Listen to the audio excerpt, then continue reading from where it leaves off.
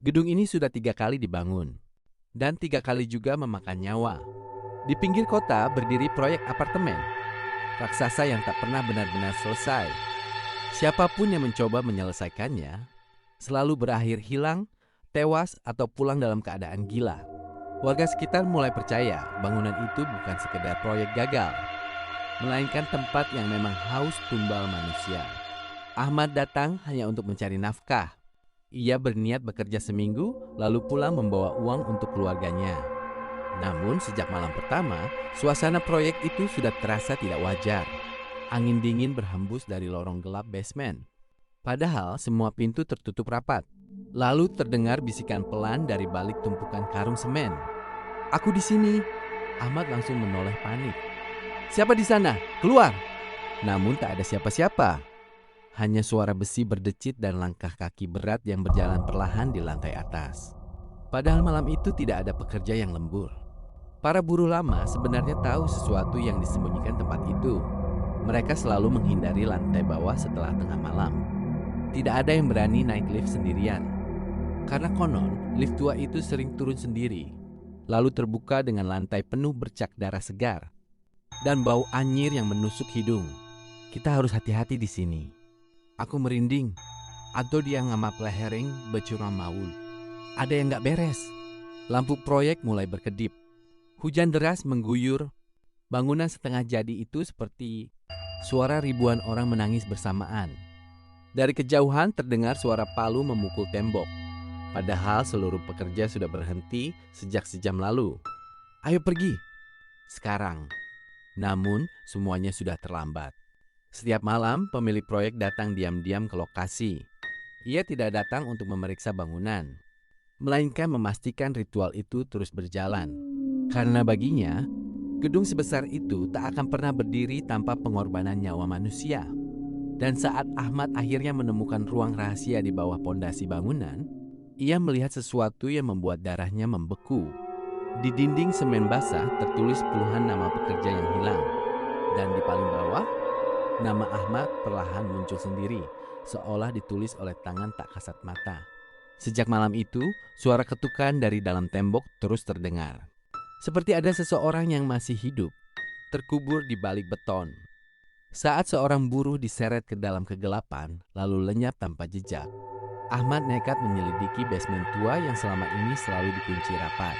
Lorong sempit itu dipenuhi bau anyir bercampur suara langkah misterius yang seolah mengikuti dari belakang.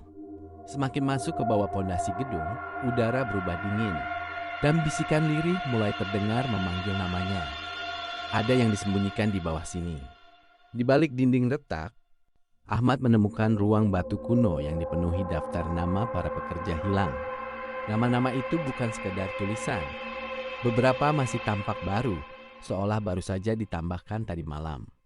Lampu berkedip sendiri. Sementara dari balik tembok terdengar suara jeritan pelan meminta tolong. Balok-balok beton di sana ternyata bukan cor semen biasa. Di dalamnya masih terjebak kepala manusia yang hidup. Mata mereka melotot penuh ketakutan, mulutnya terus menjerit tanpa suara. Bau darah bercampur semen memenuhi ruangan gelap itu. Konon setiap gedung tinggi yang berdiri, megah selalu meminta tumbal nyawa sebagai pondasinya. Malam itu, ritual terakhir akhirnya dimulai. Pintu basement menutup sendiri dengan suara dentuman keras. Lampu padam total. Dari sudut ruangan muncul sosok hitam tinggi, dengan napas berat dan mata merah menyala, menatap lurus ke arah Ahmad. Dia cocok jadi yang terakhir. Detik berikutnya, suara jeritan Ahmad menggema ke seluruh basement, lalu mendadak hening. Keesokan paginya, proyek gedung itu selesai tanpa kendala. Tapi anehnya, satu nama baru muncul di dinding ruang bawah tanah tersebut. Nama itu adalah Ahmad. Saat tubuhnya digantung di atas lubang cor basah yang bergerak seperti sedang bernapas, semua orang mengira itu akhir dari segalanya. Namun mereka lupa. Orang-orang yang dikubur hidup-hidup tak pernah benar-benar mati. Di balik dinding beton yang dingin, terdengar suara ketukan pelan seperti seseorang masih berusaha keluar dari dalam semen. Tiba-tiba retakan mulai menjalar ke seluruh ruangan. Beton pecah perlahan, lalu tangan-tangan penuh semen muncul dari dalam dinding. Arwah para buruh yang selama ini dikubur demi menutupi rahasia, akhirnya bangkit kembali. Mata mereka kosong, tubuh mereka hancur bercampur cor.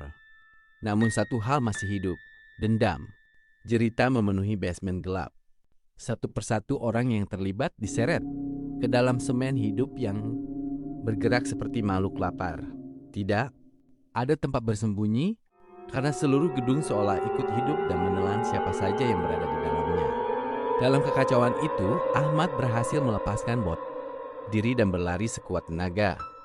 Menaiki tangga yang runtuh di Balepang belakangnya, napasnya tersengal, suara jeritan terus mengejar dari bawah tanah sampai akhirnya brak. Seluruh gedung roboh dalam satu dentuman besar, menelan semua rahasia yang selama ini tersembunyi di bawah pondasinya. Debu memenuhi langit malam. Lalu semuanya mendadak sunyi. Saat pagi datang, tak ada mayat. Tidak ada tanda siapapun pernah berada di sana. Hanya helm-helm pekerja berserakan di antara puing-puing. Seperti saksi bisu tragedi mengerikan itu. Ahmad berdiri sendirian di pinggir jalan menatap matahari terbit. Sekilas ia terlihat selamat. Namun ada sesuatu yang terasa salah. Senyumnya terlalu lebar. Matanya menyala samar dari balik retakan di wajahnya.